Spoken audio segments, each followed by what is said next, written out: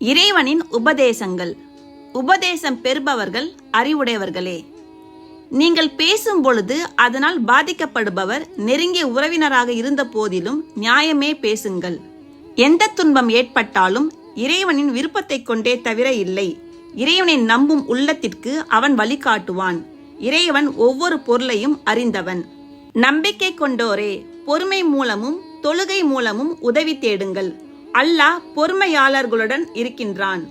அல்லாவின் பாதையில் செலவு செய்யுங்கள். இன்னும் உங்கள் கைகளாலேயே உங்களை அழிவின் பக்கம் கொண்டு செல்லாதீர்கள். இன்னும் நன்மை செய்யுங்கள். நிச்சயமாக அல்லாஹ் நன்மை செய்வோரை நேசிக்கின்றான்.